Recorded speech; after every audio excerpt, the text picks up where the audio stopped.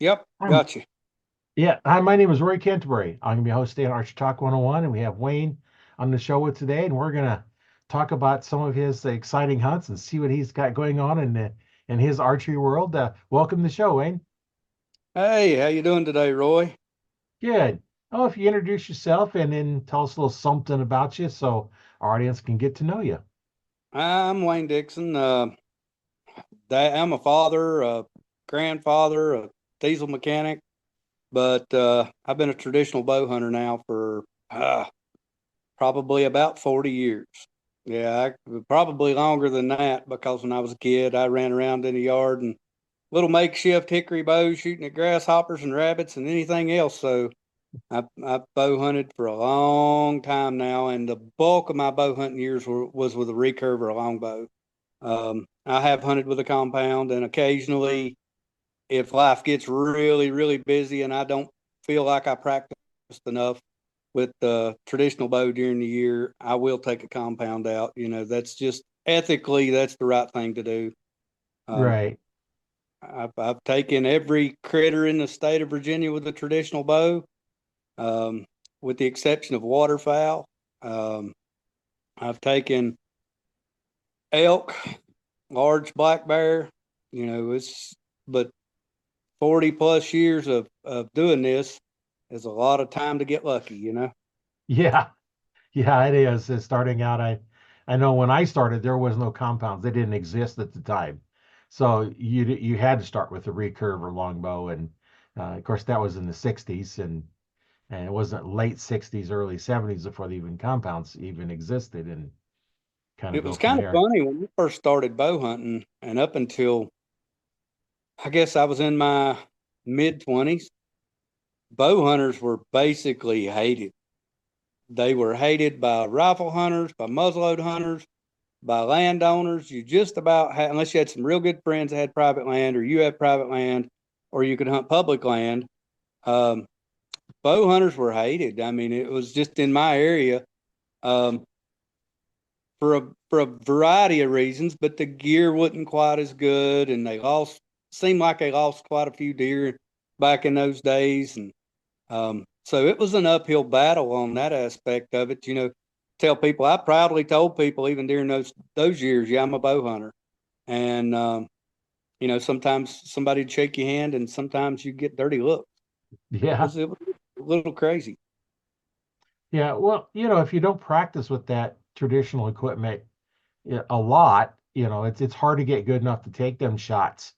And anything longer than 10 yards gets real difficult with traditional unless like you practice a lot and you take those longer shots. And I know I keep my when I do shoot a recurve, and it's always really close shots because I just don't practice enough with it. Well, I use compound mostly, but I practice in the summer out to some pretty long ranges, but especially if I'm going out west elk hunting. But here, I live in the southwest part of Virginia in the mountains, and during bow season with the leaves on, October, a long shot for me is probably I could manage a 30-yard shot in the woods, but most of the time my shots average from 8 to 12 yards. Um, about every deer I shoot bear, I've got a 500-pound bear in there I killed with a longbow. I shot him at 14 yards. It's a game of feet. Archery's a game of feet anyway. yeah. I bow hunt because I like to hunt close. Some guys use a crossbow because they want to be able to shoot 50, 60 yards. It's whatever you want, whatever you're looking to achieve with your own goal. Yeah, and that's what, I consider archery a sting with a stick with a string flinging another stick. So if you fit that category, you're doing archery. And, depends, that traditional equipment, takes a lot more practice than a compound. And, if you can't really hold back one, I'm recovering from bypass surgery, so I can't shoot my compound bow or my recurve bow. But I could shoot a crossbow. The only problem is I couldn't do much help in pulling it out. It's one of those things that if I did shoot one, I'd have to have my son with me to help pull it out. And And so, it's whatever it takes, if you can get out there, get out there. And unfortunately, this year, I'm not going to be able to get out hunting of any kind, but next year. Now my wife, after we met and started hunting together, and she got into archery as well, pretty big, and she took her first archery buck last year, and it's like I say, it was the same way, 15-yard broadside shot. Where we live here, it's close. 9 times out of 10, your shots are going to be close. Now this time of the year, during rifle season, you can make some long shots in fields and stuff, but the laurel thickets and rhododendron thickets and woods and stuff here, they're just not conducive to long shots. So it lends itself to a bow hunter. Yeah, I know my first year was 40 yards, and I think I've shot one or maybe two at 20. The rest have been 10 yards or less. Now I killed an elk in 2021 in Colorado with a recurve, and I shot that elk at 40 yards. Uh, I mean, that's a different kind of hunting. The Midwest and out west is just Yeah, more open country.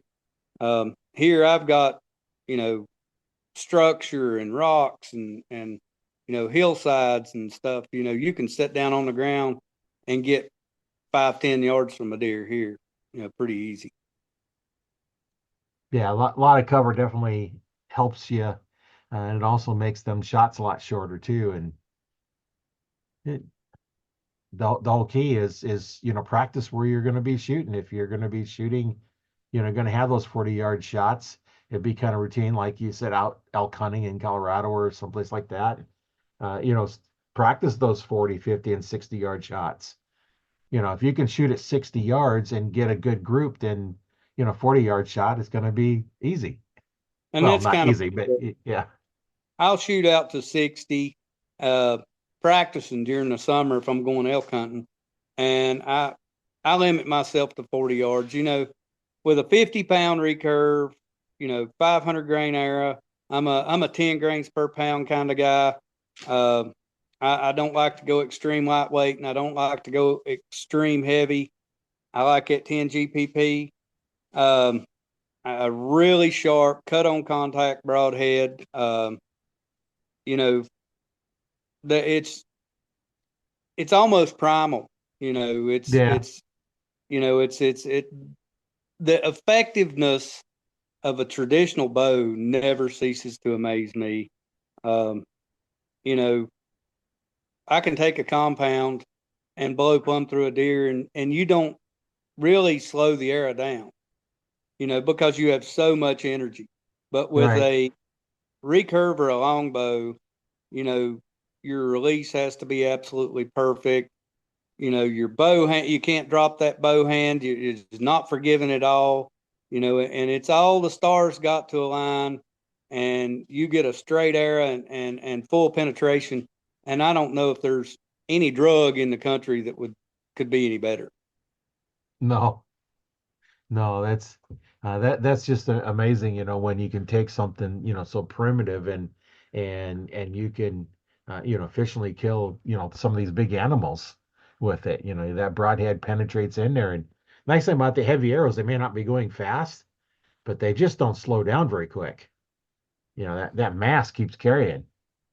And like I say, I've always been a 10 grains per pound kind of guy. I mean, always, in every one of my traditional bows. And when I say every one, I should be ashamed of myself, but I'm not. I've probably got 25 traditional bows. Mike Roberts at Sock Trail Archery, he's built my wife a bow. He's built me 3 or 4 bows. I've got bows that I've inherited. I've got bows that I just passed a bow down that I hunted with as a kid. I've got a 1973 Bear Super Grizzly that I've taken quite a few deer with through the years. And my son, he's got kids now, active duty military. Um, that was actually, I gave it to him 2 years ago. So he thought that was an incredible gift. Obviously, you know, Yeah. that bow has a lot of history. And then I've got it's almost like I kind of feel like I'm cheating when I shoot it sometimes. I've got a Hoyt Game Master too. and it's a machine drives her. It's looks like something out of a sci-fi movie, but it's I can shoot. I shoot an elevated rest on it. I can shoot fletched arrows. I don't have to shoot arrows with feathers. I can shoot plastic veins. And you talking about a foul weather traditional archery setup, when you can pick up a bow that you can shoot well. It's got vanes instead of feathers. If you got that chance of rain and bad weather, and you don't want to take a chance, you just grab that bow and go. And I know it'll work on whitetail. I've taken a lot of whitetail with it, but it's the bow I took the elk with. So it's a really, really smooth shooter. I enjoy it, but like I say, I almost feel like I'm cheating with the elevated rest. It's almost like a compound. Well, whatever works, that's the key is, if you're comfortable with it, you can shoot it well. And that's the thing. You don't want to say, well, I don't want that one because it has a rest on it because it's cheating. Well, any deer you take with archery is a trophy, because it's not easy to do. Oh, absolutely, and I agree with you. I've always told people, traditional archery is a self-imposed handicap. That's what it is. It's self-imposed handicap. And I see these guys out, and it really makes me mad. They're the elitist frame of mind, and they think they should have this section of the woods by themselves. They should have this whole area by themselves, and I'm the opposite of that. I don't care if you are on the other end of the ridge with a shotgun. I don't care if you're over there with a high powered rifle. If I'm carrying my traditional archery gear, that's a handicap that I imposed upon myself. And Right. it's not me to handicap you and the rest of the world. True. Yeah. Because if it's during a firearm season and just take a firearm, but choose to take archery equipment and there's just something about shooting that bow that's more fun than shooting a rifle. Now, I've shot rifles, I've shot deer with rifles, but I've shot more with my bow. Um, I just prefer it, but because you're closer, you get to interact with the animal more, and you don't do that with a rifle. Now, during late season here, like I'll generally rifle hunt, and I rifle hunted yesterday when I took that buck. And I'll black powder hunt. I've got 11 black powder rifles. Oh, Um, yeah, I've got them from everything from flintlocks all the way up to inlines, and I'm in the midst of getting one converted, a center fire 4570 single shot into a smokeless muzzleloader. So I enjoy all aspects of hunting, but after the rifle season closes here, we've got several weeks of late black powder and archery, and I really enjoy getting in the woods in that time because the deer are really hard back on food sources, and you find a good food source that late in the year, you can see every deer on the mountain. And I've taken a lot of deer that time of the year with traditional archery gear up in December, early January. It's some tough conditions, but it can be some good hunting. yeah, it gets to be kind of tough when you get that late December season here in Nebraska. It can get really cold, and there's days we get out there and it's like you got to take yourself a big wool blanket because you ain't staying warm otherwise. We'll get down early January. We'll see some down in the doubles and maybe a few mornings in the single digits. But generally speaking, here we're in the 20s, low 30s. It's not horrific, but when that time of the year, there's no food left up on the tops of the mountains, so you're generally Right. hunting, low in the valleys and stuff anyway.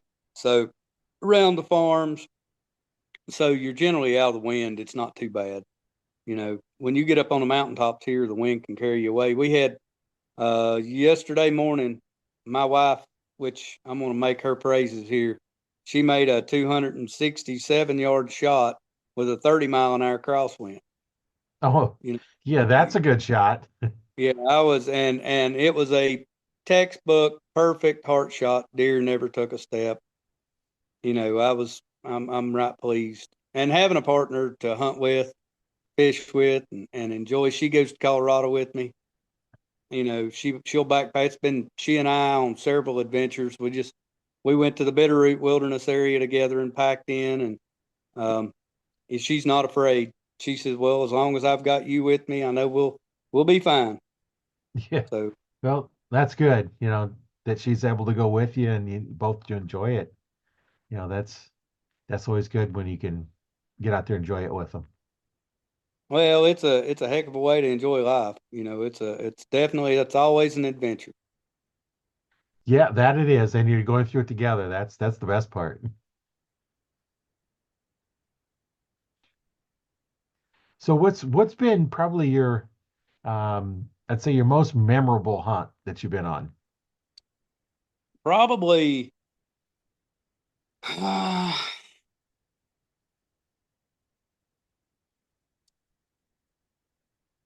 probably my first Pope and Young size buck.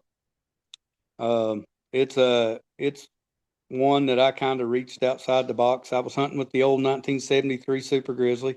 It was 45 at 28, using cedar shafts, bear razor heads, and it was 1997. Um, Hunting some public land in North Carolina. I live in Virginia, but though in those days I lived in Carolina, and I was hunting some public land in Western North Carolina. Uh, Found a bachelor group of bucks going from a public land to a farm, and they were traveling this ridge every morning and every evening to and from this farm. And first morning in the tree stand, three bucks fed right under me, and a bigger buck would feed 40 yards out, wouldn't give me a shot. And I think he saw me move the first time there. And after a week or two of this, you know, these three bucks feeding right under me and him going around me, I reached, like I say, went way outside the box. I got an old pair of military camo, filled them full of leaves, tied them up into the tree stand, Oh, and walked up into the hollow where that buck was passing the stand around a laurel bush. And I crawled under that laurel bush, got myself situated before daylight. And when he came through, I shot him at 7 steps. oh, And 12-point buck, beautiful deer.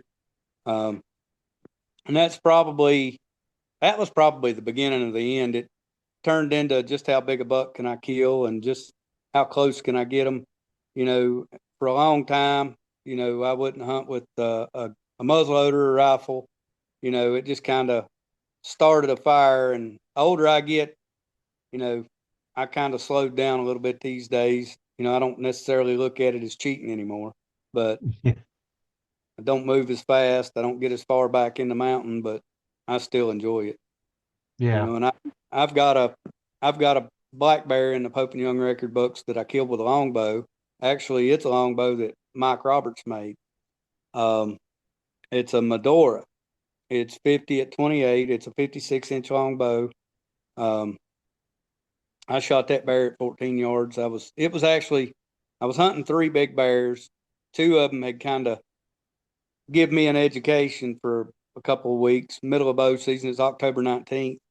And so I set up on this third bear, and he ended up being 20 and 3/16, 18 inches, of course, Pope and Young for bear.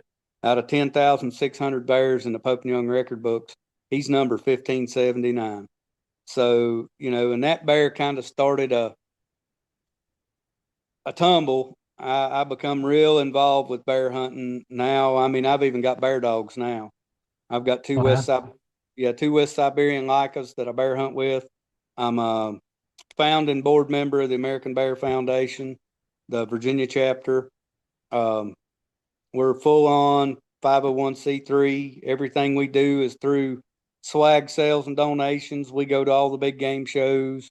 We advocate for bear hunters here in Virginia and black bears. Right now we've got a bad sarcoptic mange breakout in the Shenandoah Valley, and it's creeping south and west. So, and it's killing 2/3 of the bears that it infects. So, we're working closely with our Department of Wildlife Resources to kind of put an end to this sarcoptic mange. Stop it in its tracks because where I live, there are a lot of bears, and I mean to the point we see them. I can let my dogs out of their pen 1 to 2 days a week. They'll tree a bear within 250 yards of my house. Oh, Yes. that's close. Yeah. And so you don't want the mange to come through here. You wouldn't want it to come through here anyway, don't get me wrong. But if the mange gets in here, it'll be bad. It'll be real bad. Especially with it killing 2/3 of the bears it's infected.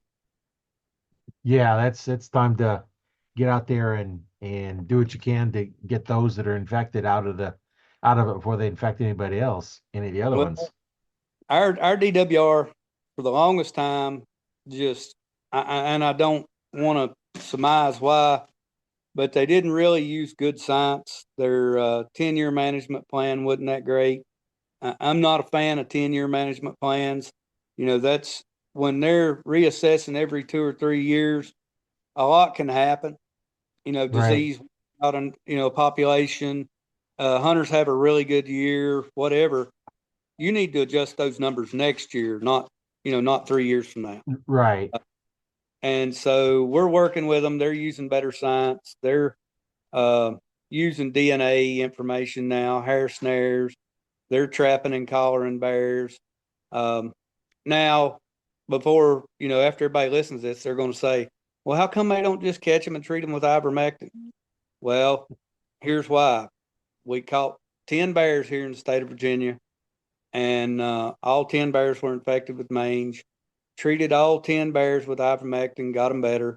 Some of them they treated with other methods, but they got all 10 bears better. Within 18 months, all 10 bears had contracted sarcoptic mange again and died. So treating does not work. You've got to stop the progression. You've got to set up containment zones to keep. And if that means we've got to kill a lot of bears in one area to keep these bears coming in contact with these healthy bears, that's what we've got to do. Right. I live in a CWD zone, which is, all jokes aside, from September, the first Saturday in September till the last Saturday in March, I can kill does with a high powered rifle. All I want, I can buy 6 tags for $18. I can shoot just as absolutely many does as I want. The bad thing about that is that means there's a lot of food base here. Spring of the year, bears eat a lot of small fawns, especially 250-pound or bigger boar bears. Yeah. And so we've got some massive, massive bears here, and a lot of them sows with 5 cubs, 4 and 5 cubs. So there's plenty of food. If this CWD wipes out the deer, then it's going to do the same thing with the bear, because the deer's a food base for the bear. Right. So which CWDs, I don't see it wiping out the deer population. I see the fear of CWD wiping out deer populations. I'm gonna correct that. Deer don't show signs of CWD till they're 5, 6 years old. Most of the time you see a deer that's died of CWD, it's an older age class animal. Well, why do you go along and kill all your younger age class animals just in case they might have CWD? You know, Yeah. so it's, hopefully we're getting better with all the science with the bear and the deer, but time will tell. Yeah. Yeah. That's the thing. If you have a 10-year plan, but you need to readjust every year, you say, well, we need to do this and we need to do it by this time frame, and then you go through and figure, okay, what do we need to do, and reevaluate every year and adjust. Because like you were saying, it's like, well, if you plan, well, we're gonna do this in 10 years, and you don't look at it again, it's not a plan. It's just a dream. Well, what's kind of interesting to us at the American Bear Foundation, and of course I'm privy to the numbers. 5, 6 years ago, it was said that we had somewhere around 18, 20,000 bears. Say 10 years ago, we had around 20,000 bears. Okay. Bear population has a 6 to 9% growth rate. So I used 7.5%. That's after hunter harvest. That's after vehicle fatalities. That's after kill permits with farms. So before this, take sarcoptic mange out of the mix, that puts us in that 35,000 bear range if you do the math. Yeah. And our Department of Wildlife Resources will never admit it. And here's why they'll never admit it. If the Farm Bureau ever realized that we had 35,000 bears, then they would demand that we had 2 tags and longer seasons and so on and so forth. So that'll Right. never, and we're managing there. Currently, we're working on, our DWR is working on a better management plan, but currently we're managing bear just like we're managing white-tailed deer. And I'm sorry, but a bear's an apex predator. You can't manage an apex predator just like you manage a white-tailed deer. It's impossible. Your seasons need to be different. Your bag limits need to be different, and it needs to be managed region to region. If you're not managing regionally and you're managing it as, our state's split up in about 3 different regions. You've got the Shenandoah Valley area, you've got the mountains in the western part of the state, and then you've got out the coastal region, out where the big peanut farms and stuff are in eastern Virginia. Currently, there is not a county in Virginia that bears do not live. They have expanded into the whole state. So if this mange really gets, a foothold, which it has, it's crept from Shenandoah Valley up against the West Virginia area, all the way down into Bedford County, which is just above the North Carolina line. And then now it's starting to creep west along the Blue Ridge Mountains. And it seems like it's staying right along the Blue Ridge. And from what we can determine, it seems like it needs a closed canopy forest, which the National Forest lends itself to that real well. It hadn't been properly managed in decades. Probably, who knows, maybe a few small patches of timber been cut, but it's a closed canopy forest for the most part. And the sarcoptic mange thrives in closed canopy forest. And so it seems like when it gets off the sides of the Blue Ridge into the farming regions where there's some open country, it just that's the line. That's where it sort of stops. You'll see a few bears on farms, but nothing really serious. So it's going to be an interesting next few years. Yeah, it sounds like it. They're going to have to start increasing the permits there to stop it. At least in the edges where it hasn't spread. Increase them there to keep them out of there. Now the bears with the mange, are they still safe to eat or not? Yeah, yeah, it's a mite. It's on the Oh, outside of the skin. It's just like a fox with the mange or anything else. It's a mite. The problem with the mange and the sarcoptic mange mite, if it sloughs off, a bear lays down in a thicket on a trail, and then it gets up and walks off, there is the potential for those mange mites to live 14 to 17 days. Another bear walks along that same path and picks up a mange mite from where that bear laid down at, or where it rubbed off some mites on some brush, you know. But from what we can tell, the mite lives and kind of lives in dank, dark areas. You know what I'm saying? Like rotten logs, that kind of, standing timber rotten, that kind of thing. That's where it really thrives. And then when it gets on a host, it just, like I say, 2/3 of the hosts are dying. 2/3 of the bears that catch the sarcoptic mange, get the mite, they're dying. Some of them are getting better. The bigger, stronger bears. A couple of years ago, we had a lot of bears get better, but we had plenty of food on the ground. So the bears, they didn't have to travel for food. They could lay down in a thicket near water and eat, drink, sleep, and just kind of get better and didn't have to expend a lot of energy. And we've seen the other end of the spectrum where there were very few bears that came out of the den clean. Went into the den with mange and came out.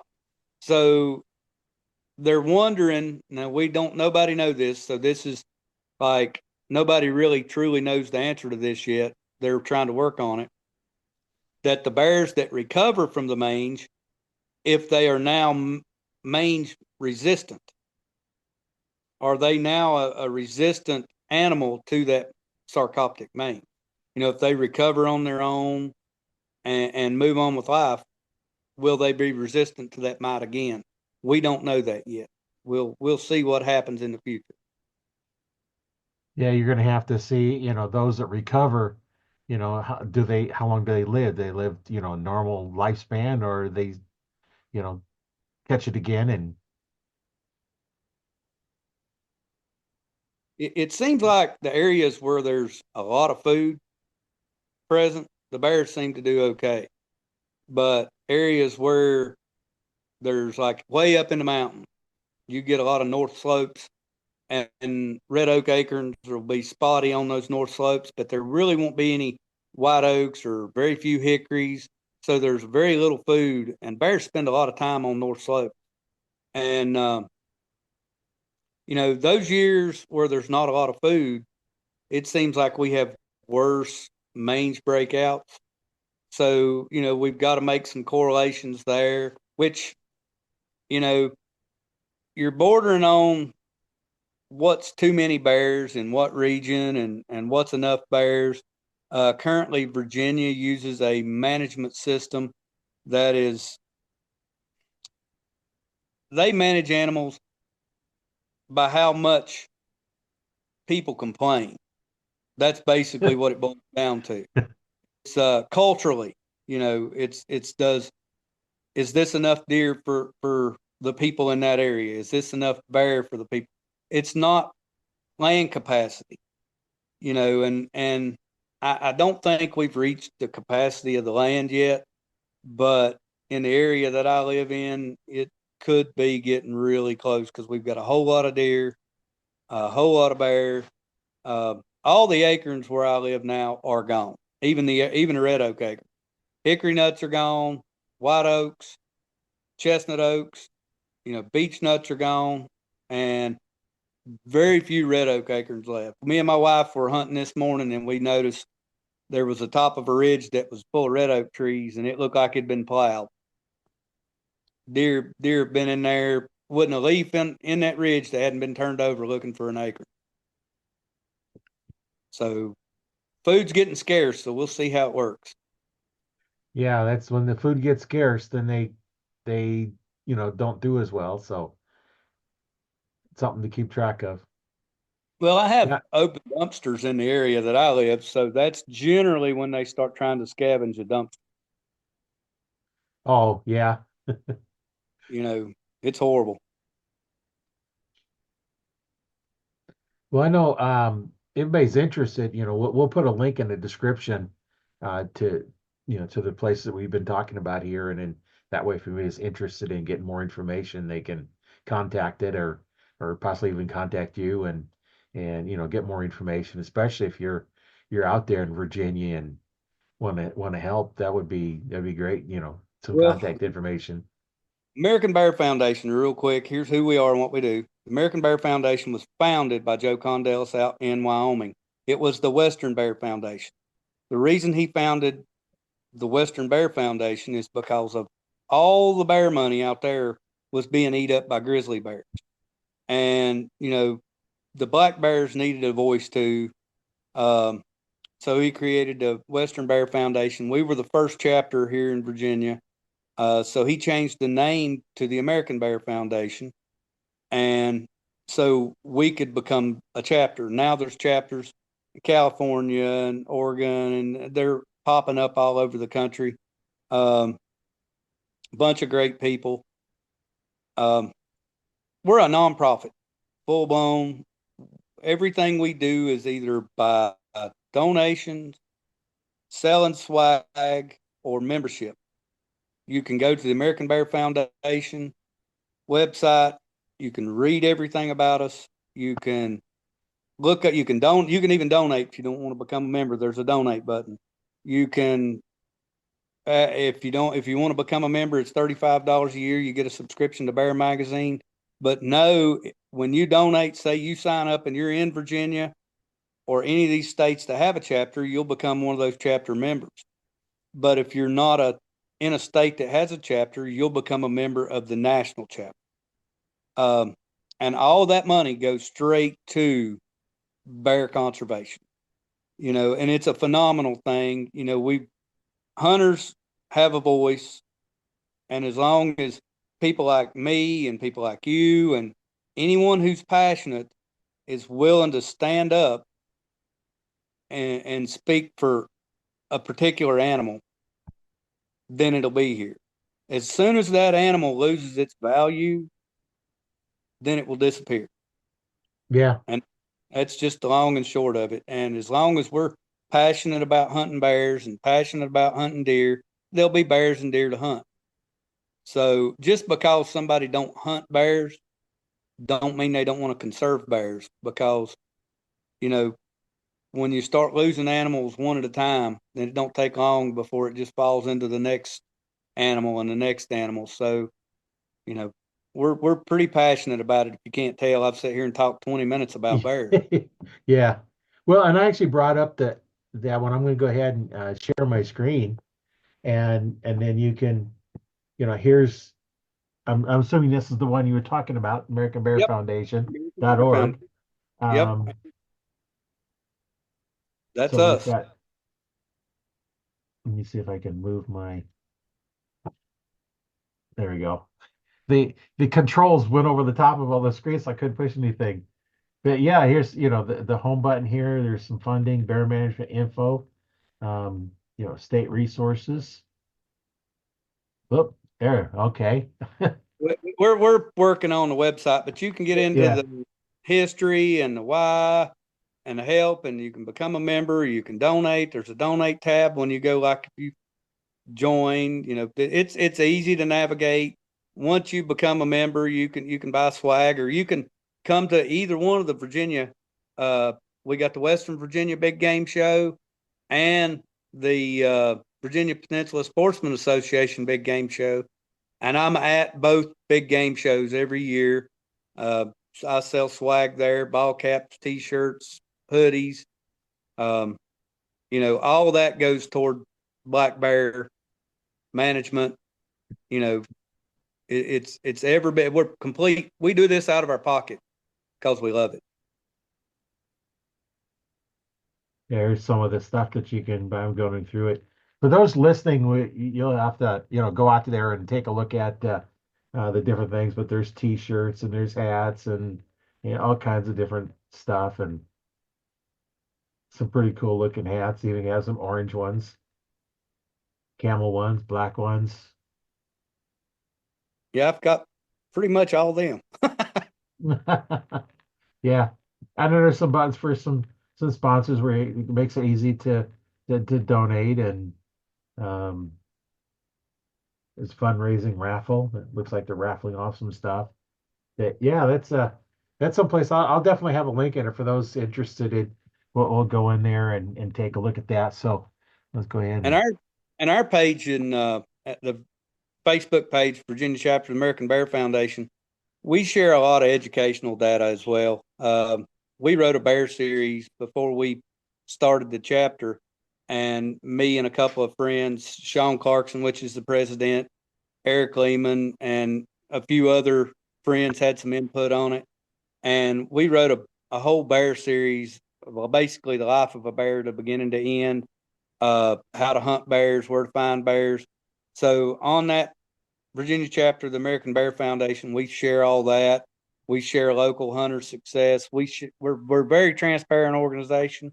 We just posted our comments to the local DW, to the state DWR, what we think needs to be done through the next management cycle.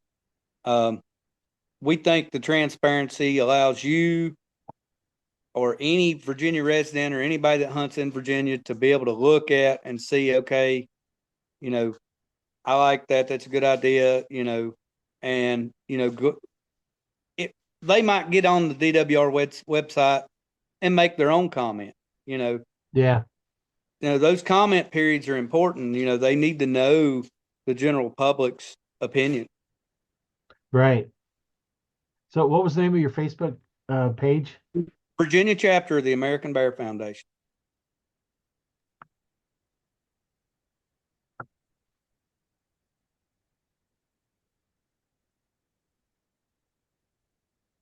Find it? Now let's see. Missouri River, not Missouri, it's Virginia. Virginia chapter of the American Bear Foundation.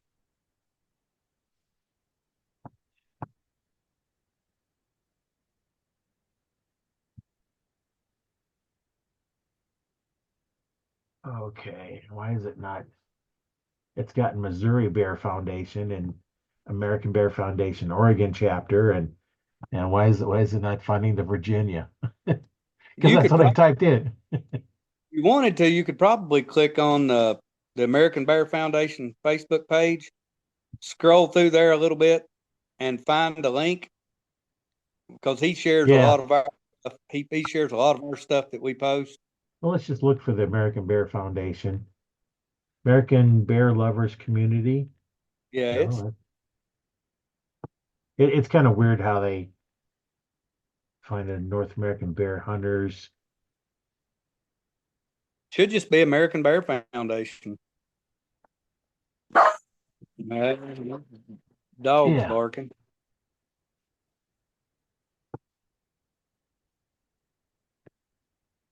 American Bears. I don't think that's it. No, Yeah, that but looks like that's nothing to do with bear hunting and bears. probably not. But yeah, No, we've got a Facebook page. Um, after we get off here, what I can do is I can send you a link to it. yeah, and I'll make sure I get that in there. We'll find all those, make it easy, and then Yeah, just click on it and go. And uh, you know, for our listeners, if you go out to Arch Talk 101 Facebook group, it'll be out there. The video will be out there as well as on my YouTube channel, Learn to Fix Yourself. And of course, you can listen to this on Spotify and Audible, and we'll get out there. If you have any questions, just contact one of us, and we'll direct you where you need to go. And yeah, I'll get all those links in the description and make it a lot easier for you to that kind of got me to on my find bear them. dog. I have two West Siberian Lycas that are young dogs. Like they're not pups anymore. They're about 15, 16 months old. Um, and this is their first year bear hunting. We made it through the training season 2 months, and they've caught 27 bears this year. So we're really looking forward to December. That's going to be real fun. It's kind of like upland bird hunting instead of hunting. Yeah. You hound hunt. You turn the dogs out, and they might go 10 miles. These West Siberian Lycas that I hunt with, they basically hunt with you.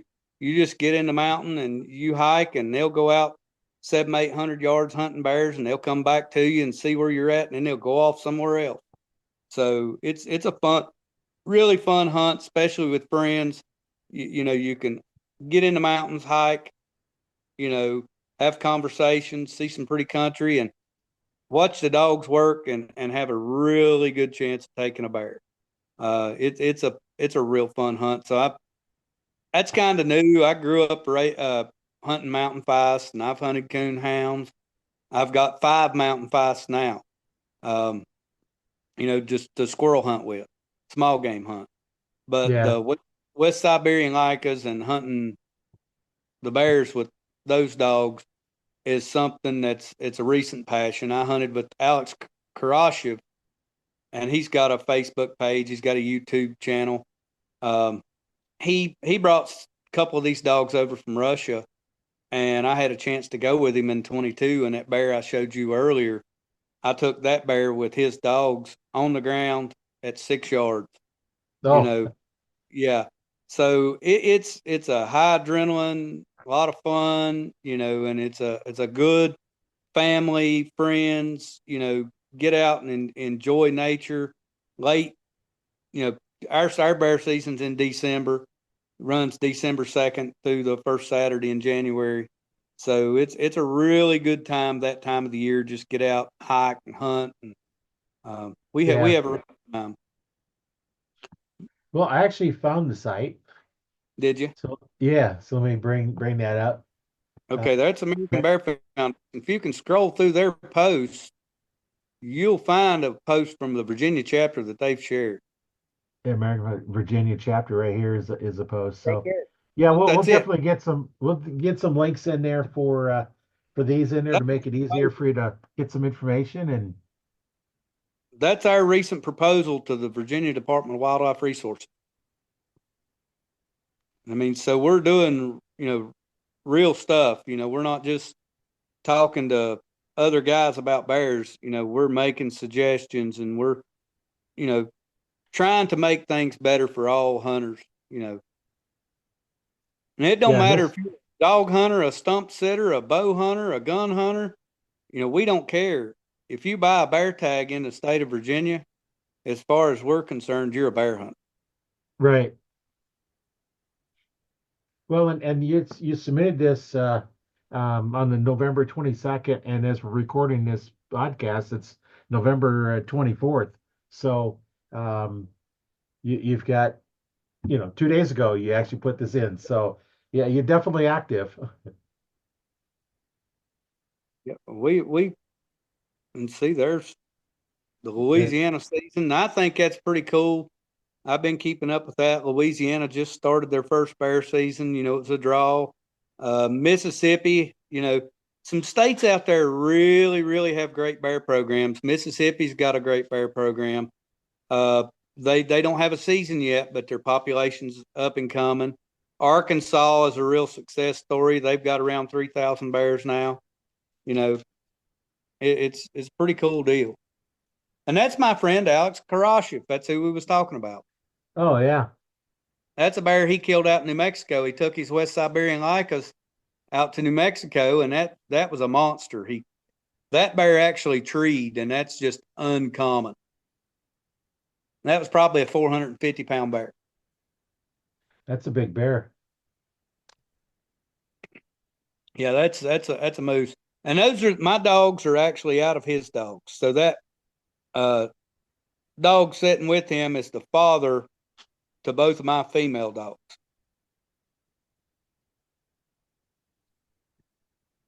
It's always nice when you get a dog that has got some pedigree where they're doing the dog's doing good and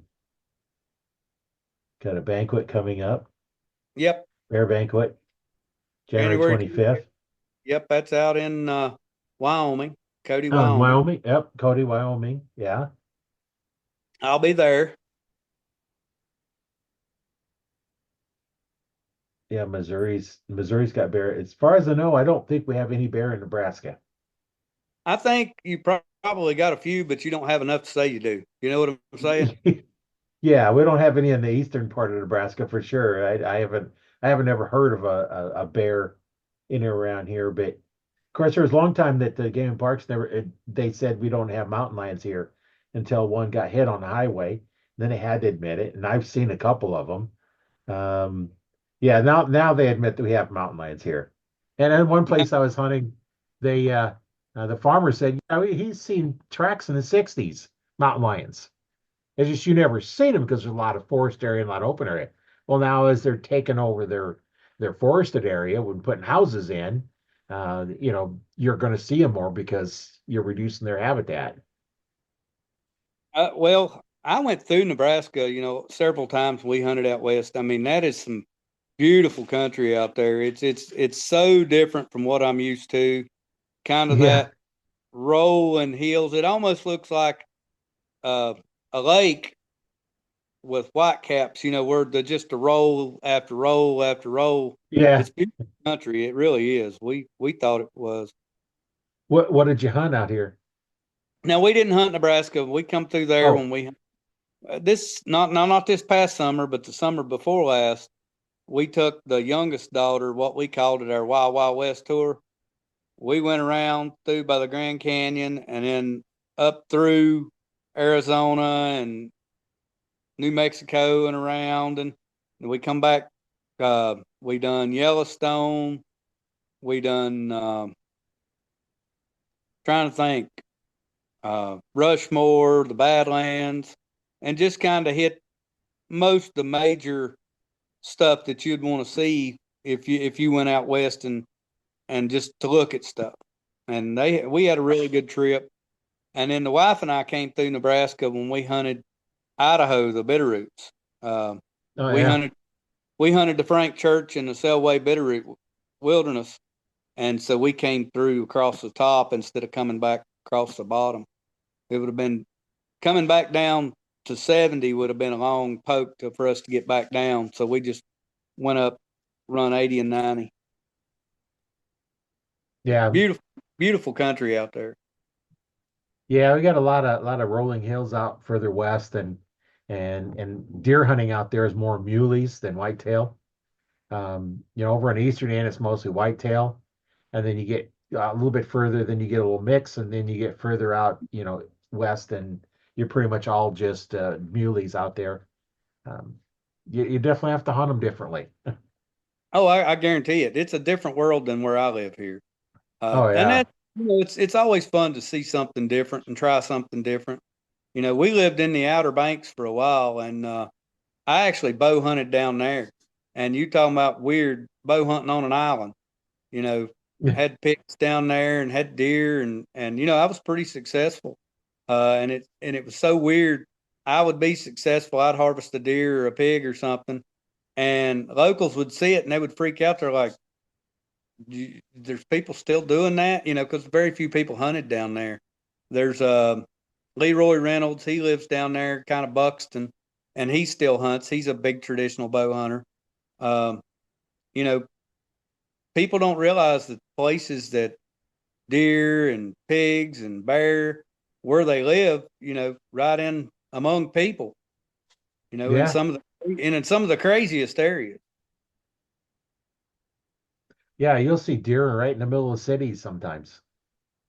Yeah, I live in a small town. Well, outside of a small town, and it's kind of funny. You'll be driving. Some of the places I hunt are on the other side of town, so you're driving through way early in the morning before daylight, and there's a big buck standing in somebody's yard in front of Hardee's. Yeah.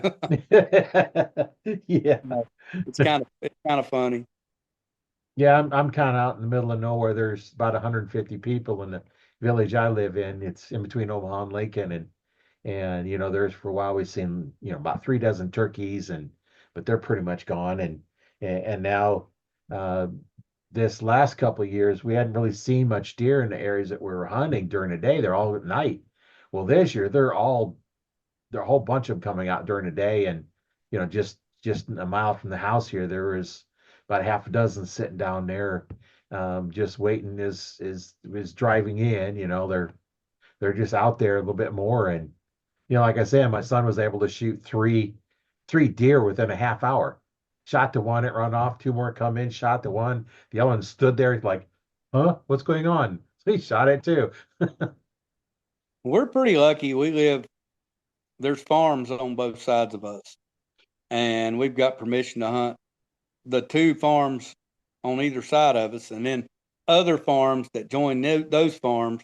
So just here close around my house, I've got about 1,000 acres to hunt. Um, and then I have other 600 and 800 acre parcels to hunt, and that's all public, private land. And then when you cross north of me, you go across I-81, you get into the public land, George Washington and Jefferson National Forest. We've got like just in here in Virginia, like 1.4 million acres of public land to hunt. So I'm pretty blessed. I really am. I Yeah. mean, I've got a lot of good places to hunt. I probably just in the county that I live in, I probably got in the 2,500 acre to 3,000 acre range to hunt, and then access to thousands of acres of public land. So we enjoy it. We enjoy all of it. Yeah. Yeah, you're kind of lucky where you're at. You've got a lot of private land to hunt, and you got lots of options. And there are places here that are like that. But where I'm at, close by, I've got a couple of private properties that we're hunting, and they produce somewhat. They're mostly the one is the creek is where they come down to drink, And then other than that, the field's all eat corn or beans. There's no trees on the one farm, so you gotta wait from coming in the creek. And then the other one, there's a row of trees where they run along fence lines. That's the only place in the trees, and it's either corn or beans, and they're coming through. And there's one area where we've got our ladder stand up that that's kind of their highway where they run along that fence row, and that's always nice that we do have a spot there running through. And but it's not a big forested area. It's so you just have to depend on, when they're coming through at night, then we got to wait for me to move during the day, or figure out some way to make them come out there during the day. Well, like I say, we're pretty lucky. The farms, they're working farms. Um, one of them grows some corn. The other one's just a beef farm. So, the deer my wife killed yesterday morning was on one side of me, and then the deer I killed yesterday evening was on the other side of me. So, we're pretty lucky. We've got everything we've got to hunt, and generally within a 10-minute drive, we can be anywhere in the county where we've got permission to hunt. So, and of course it helped that my wife was a native of the county we live in, and she was a deputy in the county we live in. And then I'm a diesel mechanic, and so I work on a lot of equipment for these local farmers and stuff. So it gets us through the door and on the property. Right, because I know you. They know us. The guy bring his truck, his silage truck or his manure truck to the shop, have us work on it, and then, you know, after 3, 4, 5, 6 times of working on the guy's equipment, you get to know him, and then you just ask, you just put it out there. Hey, I hunt. Would you let me hunt? Sometimes they say no. I mean, that's the worst thing they can do, say no. You know, Right. they're not going to eat you. No. And it's like, yeah, no. And if you archery hunt, you're gonna get on more property than rifle, because some of them don't really, they don't feel comfortable letting somebody they don't know very well on with a rifle. But bow, you seem to be able to get on them a little bit more if you say, hey, I'm an archer hunt, an archery hunt for deer on your property, and sometimes you'll get on. And I know around here a lot of the farmers, because Omaha and Lincoln used to have either one or two. It's the way that places do them here. They put a one dash and the number is Omaha, two dash and number is, they do it by county, and two is Lincoln. And I one guy's, because we lived in 59 County, which is just kind of the outside of Omaha. It's one and we're 59. And he says, see, there's many times he go up to the farmer, look out, look at his plates, see the 59. And, yeah, you can go right up here. They're looking for a one or two, and they say no. Yeah. Now the bear has really opened a lot of doors for me because there's not a lot of archery bear hunters out there. Most guys they've got them a couple of big bucks pegged, and they don't want to see bears. Bears mess up game cameras. You know, bears tear down chicken houses. That kind of thing. They don't want to see bears.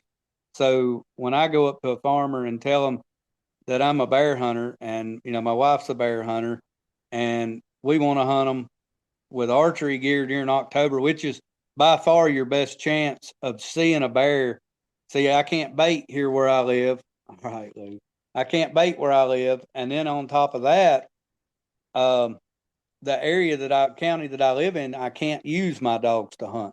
So if I'm hunting near my house, I actually have to hunt natural means, spot and stalk or tree stand or whatever. And you tell people you're bear hunting, these farmers will let you on in a heartbeat because bears can tear up thousands of dollars worth of crop in Oh just yeah. so bears been my end on a lot of places. Yeah, because they do this, they can destroy a lot, and it's hard to keep them out if they want in. They're big enough and strong enough, have sharp enough claws, they're gonna get their way in. Yep, bear decides it wants in, it's coming in. Especially some of these 500-pound boars around here. Oh Uh, yeah, they decide they want your chickens. Unless you've got electricity around it, they're going to be eating chicken. If they decide they want your pigs, unless you've got electricity around it, they're going to be eating pigs. I mean, that's just how it is. Yeah, and you can't electrify everything. Well, you about have to around here. Yeah. Yep. Yeah, that's the thing is, and who knows if they might come in and, you know, bust through it anyway, and then all of a sudden it's off. And Yep. I've got a buddy that has beehives, and it's like trying to get into Fort Knox to get into his beehives. oh yeah. Yeah, because he's got electric fences around them, 2 rows sometimes, just to keep the bears out.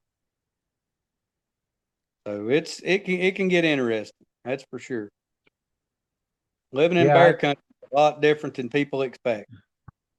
yeah, I never really thought about that, I hear, bear hunts and stuff like that, but I haven't really heard the stories that you've been telling, and it's kind of interesting, not having bears here in Nebraska or enough to even, count, because I don't know where they'd be at, because you get out in the sandhills, I don't think the bears would really do very well out in the sandhills because there's not really a lot of food out there. Kind of funny. We were on vacation this last summer down in Key West, down in Florida Keys with Key Largo, Yeah. and the guy next to us was looking at my cooler. We had fish in a cooler, and he's like, "What in the world happened to your cooler, dog?" I'm like, "No, that was a bear." You know, bear cooler had said we just set the cooler outside the house here. You can't leave anything outside, and the cooler was empty, but we hadn't cleaned it before we put it up, and the bear just took a couple of big bites top of the cooler, and it's just perfect. You can see the bite marks right down in the top of the cooler. You know, and that's here at my house. You can't take trash out and put it on the bed of the truck the night before. You can't. You put it on the truck and you take it straight to the dump. You can't leave anything outside, or it gets accosted by bears. Yeah, that's a completely different um, thing you have to be worried about. I know around here, you have to sometimes the mountain lions will come up right to your back doors and stuff. So you got to be careful of that around here. But um, they're a little bit more afraid of you than what the bear would be. Bears are a real curious creature, and some of them are real afraid of you, and then some of them, they don't even care that you're there. They're just going to keep doing what they're doing. And then when you're the size of a Toyota Corolla, you're not afraid of much anyway.